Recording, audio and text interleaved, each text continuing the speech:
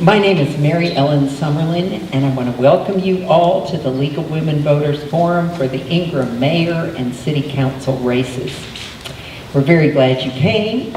I think everybody's caught on about writing the questions on cards and handing them to a member of the League. We have Richard Johnson and Joyce Schlechte tonight screening questions, Pat Kobe acting as timekeeper, and again, I'm Mary Ellen Summerlin. Our president is not able to be with us tonight. She's trying to get home, but delayed on an airplane. So I'm going to make her typical opening remarks, which always include an invitation to you all to join the League of Women Voters if you'd like to. We have a table set up in the back for that. To make the introductions and to remind everyone of our mission statement. The League of Women Voters, a nonpartisan political organization, encourages informed and active participation in government, works to increase understanding of major public policy issues, and influences public policy through education advocacy. We also have a sign-up sheet in the back that would put you on our email list. And a reason you might like to be on that is to be reminded when there are deadlines for registration, early voting times, that sort of thing. We always post those things. So tonight we have two candidates for mayor sitting on the stage here, Michael Burns and Brandon Rowan. We had a coin toss at the beginning, and Brandon Rowan won the coin toss, but elected to go second. So our format will be to start with Mr. Burns' opening statement, and Mr. Rowan's opening statement, and then the questions, which will be answered by both candidates, taking turns going first. We ask that no one, let me say it this way. All our candidates have signed an agreement to participate. And one of the features of the agreement is that they don't have canned questions, set in the audience and then a scripted answer ready. We want our candidates to be prepared, of course, but not scripted. So if you were maybe agreed to do that, not knowing that they have agreed not to have those staged questions, we ask you please not to do that. But to ask questions that really will let both of them explain what they think and why they think that. That's our goal. Sir? There'll be 2 minutes for the opening statements, 1 minute for the answers to questions. Pat will be keeping time. Let's make sure that they can see the timer. Pat. The numbers. If when they come on you can't see them, let us know, and we've got paddles too. Okay then. Okay. And let's make sure your microphones are on. Check. Super. So, Mr. Burns, we're ready for you. Okay. First thing I'd like to do is thank the League for putting this on, this forum. I've been to many of them. I enjoy them. I like what they do. I think anything that increases voter participation and knowledge is really great. I wish that could be more people. I wish more people would come and talk with us. I'd like to introduce my wife, Nancy. Stand up, Nancy. And something I'm very proud of, on the 21st of this month, we will have been married 50 years. So we've been around a long time, and we've done a lot of living in that amount of time. And I appreciate the time to come and listen to these questions. I like to know what people really think, as far as what's going on in this community. And I'm going to try to explain to them my take of what's going on here. And I guess that's all I've got for right now. Thank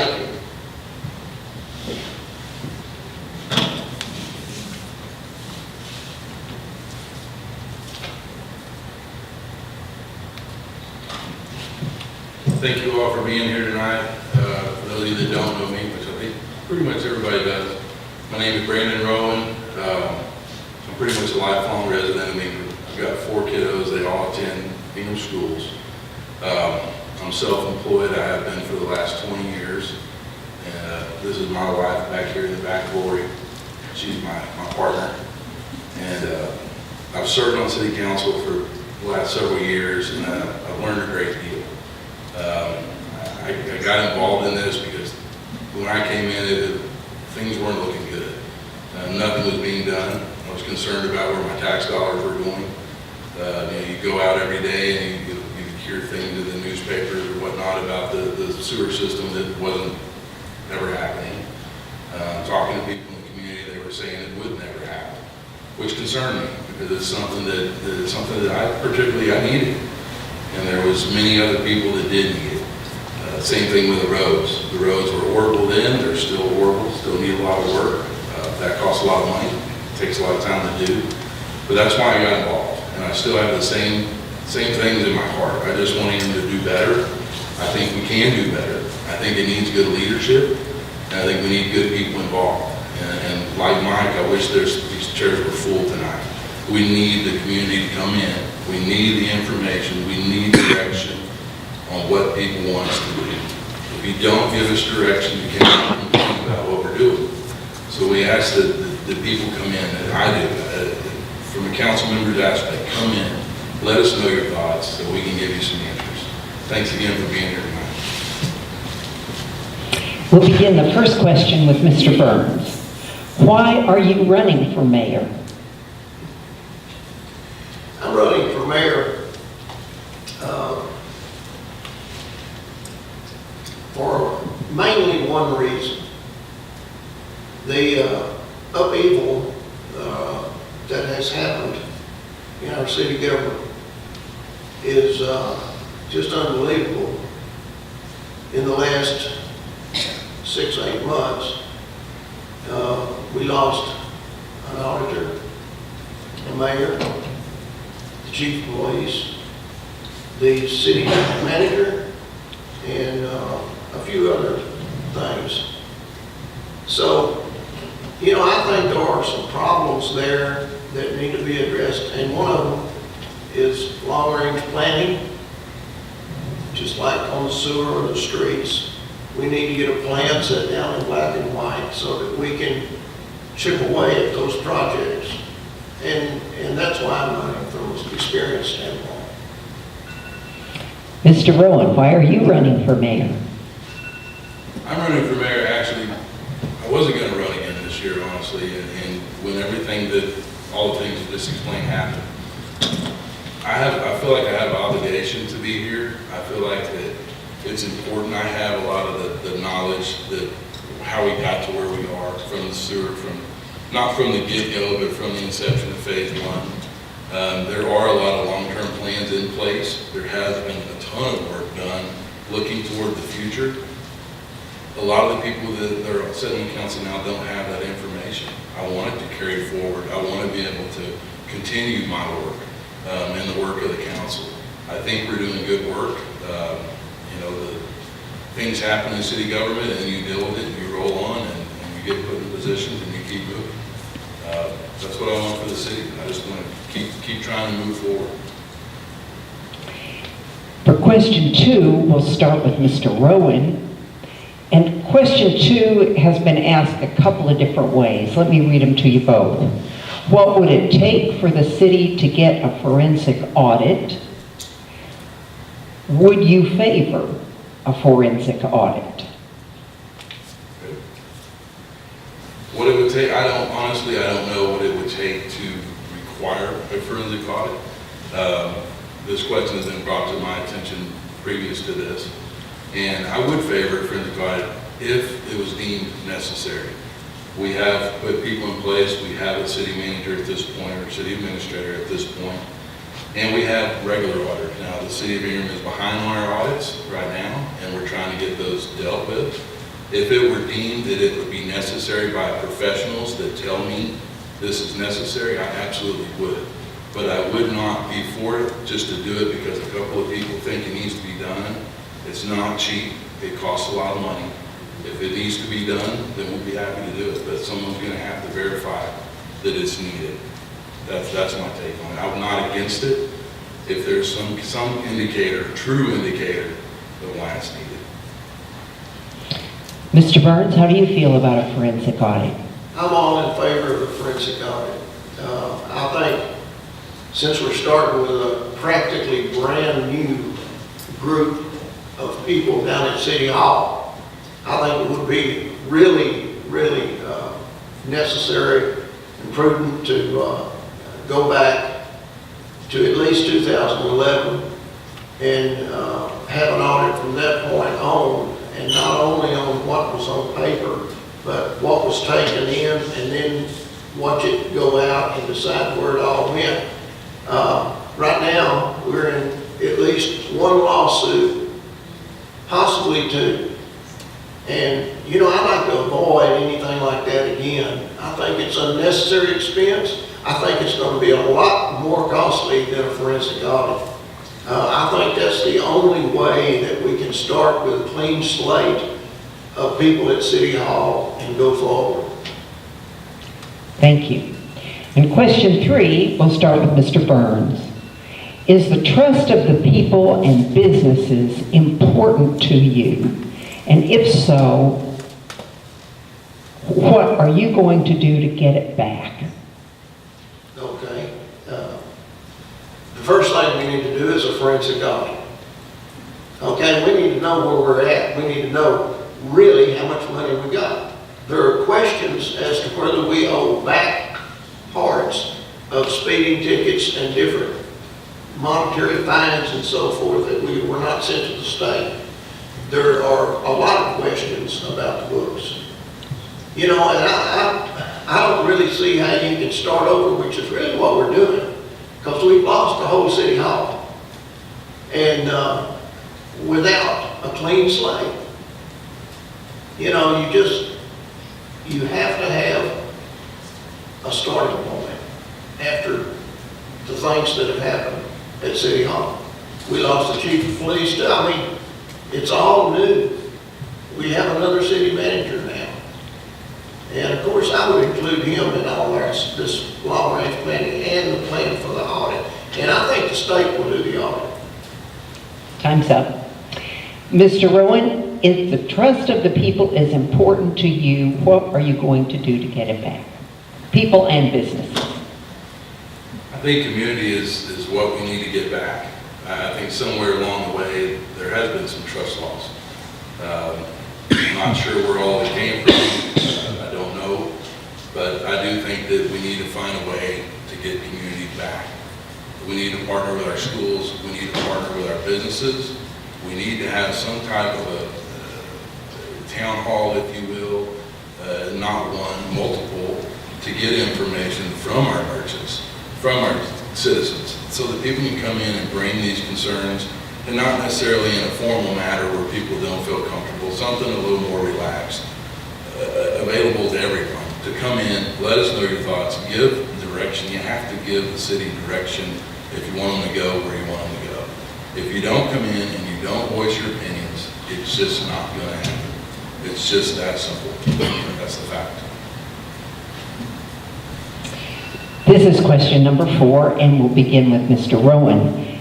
Can you tell me what the city debt is? No, ma'am, off the top of my head. Mr. Burns? No, ma'am. Okay. Find out very seriously if you can find out. Sure.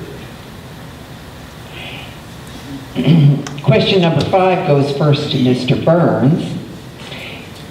Currently, Ingram City employees that work 28 hours are considered full-time. How can the city afford benefits for someone working 28 hours? Well, that's another part of this situation I don't agree with. I think somebody should work 40 hours to be considered full-time. Maybe, you know, that's negotiable. You may be 30, but not 28.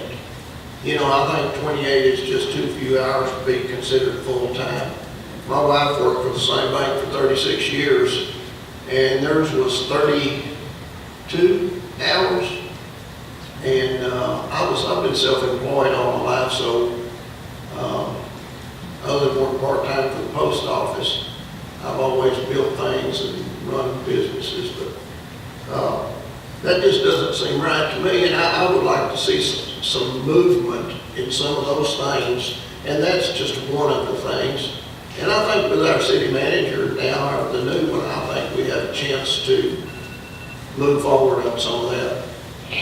Mr. Rowan, how do you feel about the 28 hours and full benefits? Basically, the way I understand it is we're regulated by TML, or maybe it's TRMS, I don't want to get those confused, on how those benefits are allotted.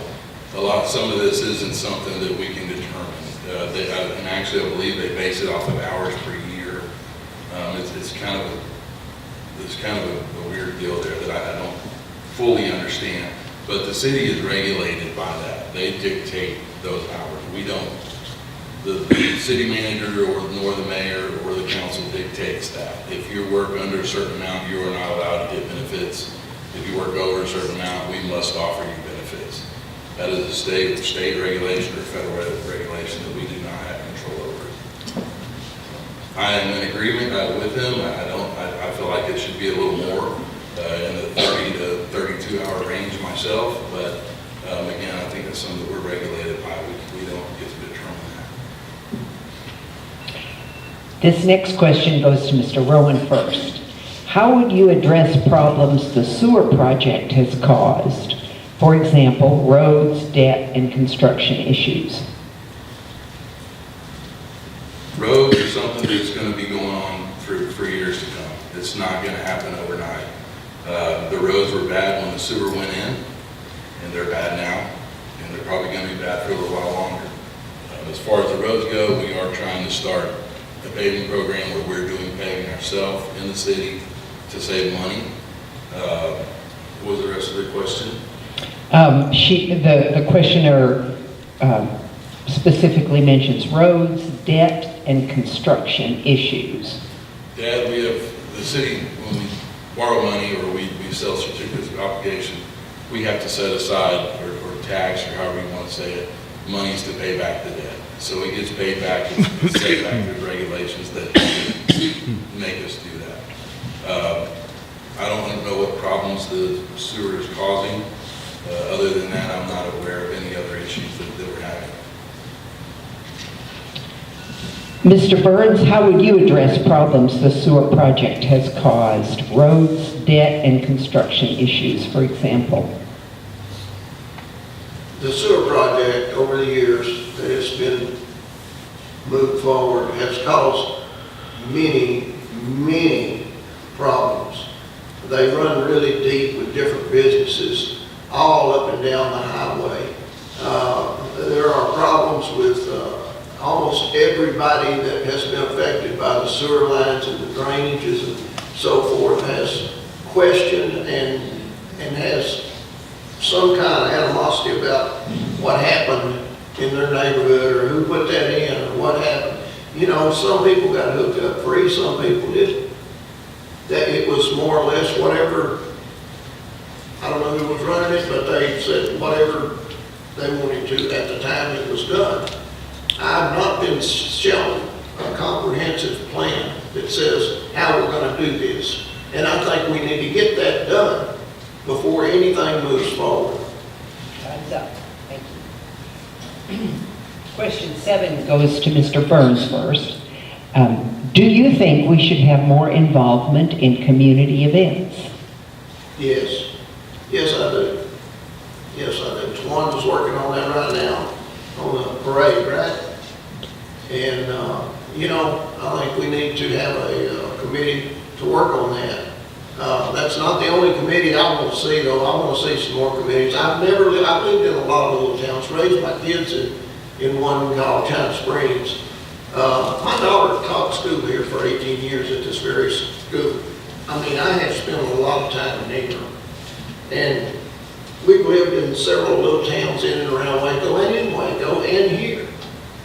But I've never seen the lack of planning and services offered by a city that we have here. I was not ready for it when we moved here, but you know, I think we can get it all straightened out. I think it's just going to take a lot of planning and working at it. Mr. Rowan, do you think we should have more involvement in community events? I think we should. I think that we have funds available for community events if they attract tourism to our town. I think that'll help generate revenue for our merchants. It'll help. Anything that's going to generate revenue is going to help our tax base. It's going to help our income. It's going to reduce taxes on the citizens. And it'll also help us work on the roads, work on things like that. So I definitely do think we need to have more involvement. You know, we have just recently with Tawana, we created an action committee to work on things like that. You know, we need community to come in. As I said before, we've got to get together with our schools. We've got to get together with our merchants. There's so many possibilities here, and they're just not being taken advantage of. So we definitely need to get out and get to work. Question 8 starts with Mr. Rowan. This is the last question I have. Where do you see Ingram in 5 years? 5 years from now, personally, I hope to see that we paved some roads, that we have came together we have a lot of talent at the city. I don't know if you know the employees at the city, but we have some great employees down there that have a lot of knowledge, and we're learning that. We're trying to work with them. So I'm hoping we can put together a decent paving program to try to alleviate some of these problems, because we simply can't afford to outsource everything. So that's one of the things I hope to see some roads paved by them. I would like to see our sewer project completed, including phase 3. We have a lot of citizens out there that still do not have sewer, that are paying debt service on the sewer that is in the ground today. They deserve it, and they need it, and we need to complete our project. Those are two of the things I'd like to see. I'd also like to see more community events. I'd like to see the parades that Tawanda and the action committee's working on to go through. And I'd like to see a little more harmony in town, a little more happiness, not quite so much of this button head. It's not necessary. Thank you. Mr. Burns, where do you see Ingram in 5 years? Well, I'd like to see it with a comprehensive plan to move forward with paving, the sewer, and all the other services that the city provides. Trash, fire hydrants. That's one of my pet peeves here too. Why do we have black fire hydrants? Do you know what it costs you for home insurance? We have them because they don't have enough pressure. I know.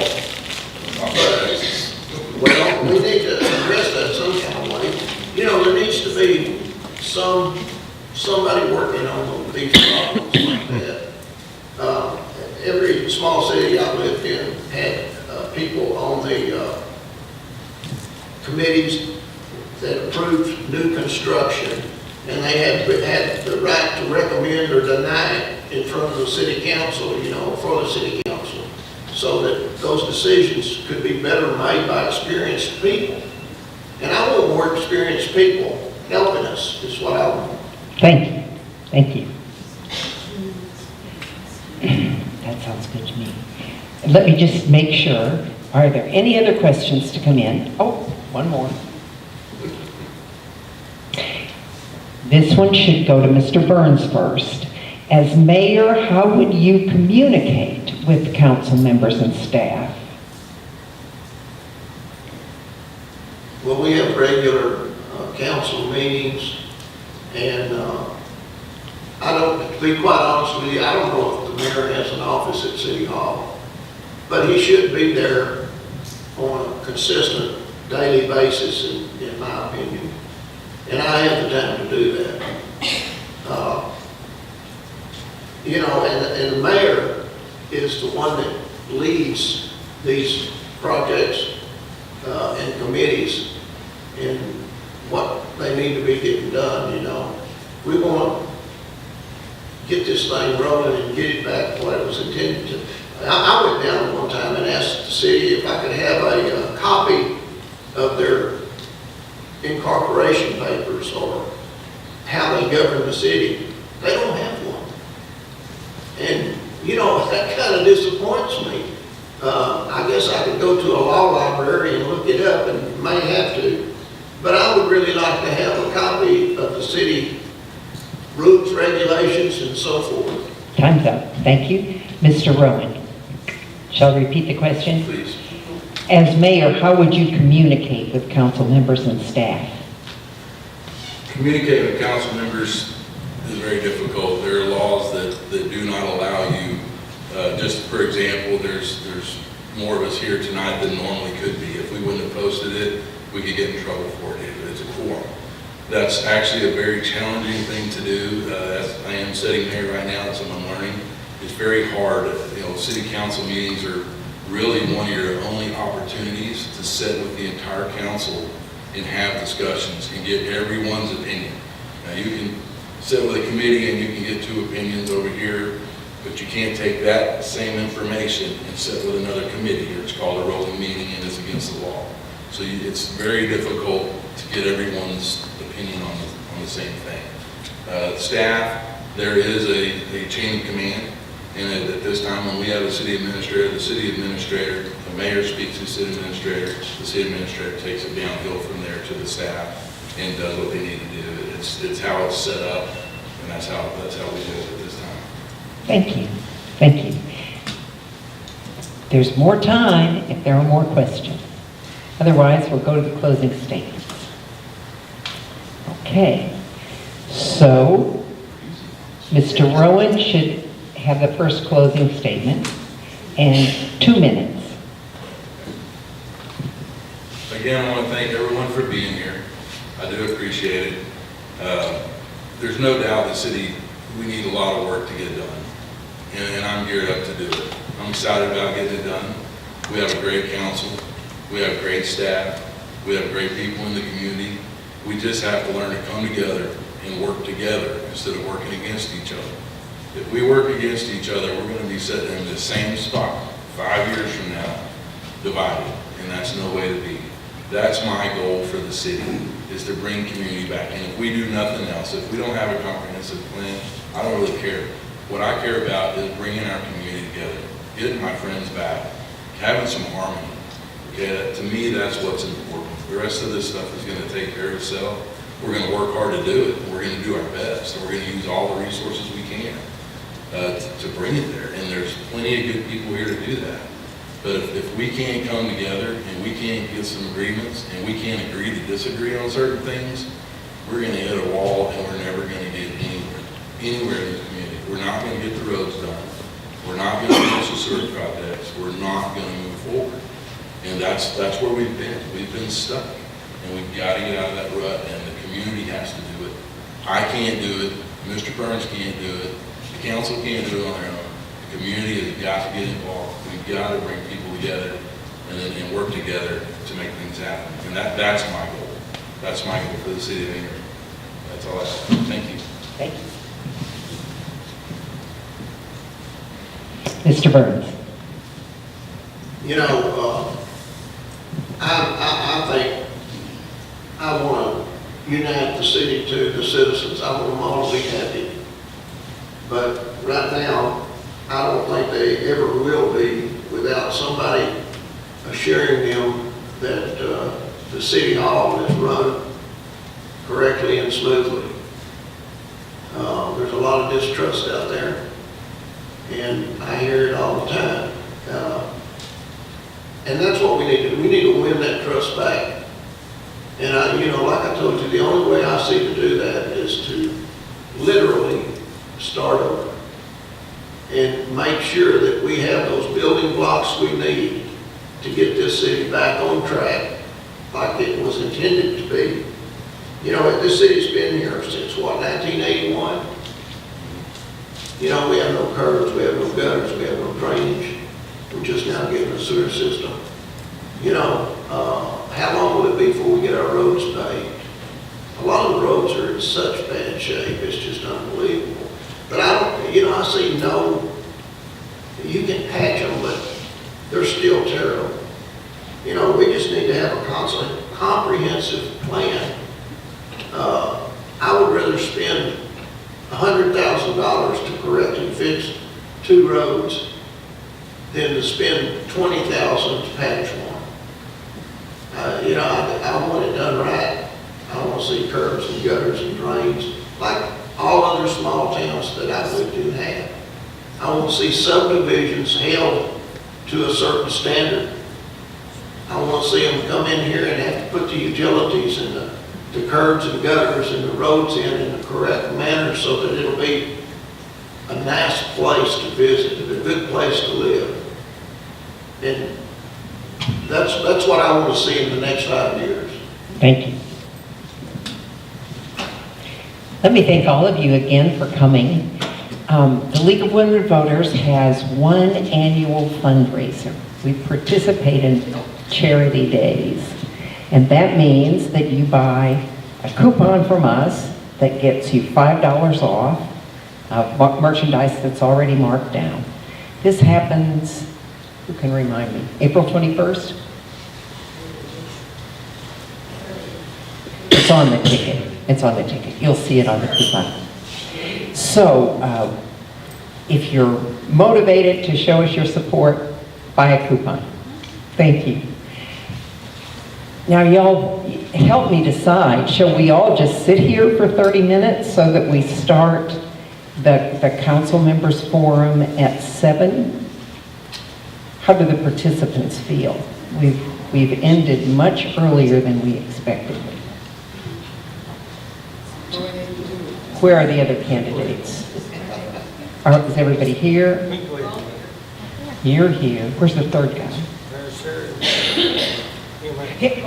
Okay. So do you all three say go ahead and start? Yeah.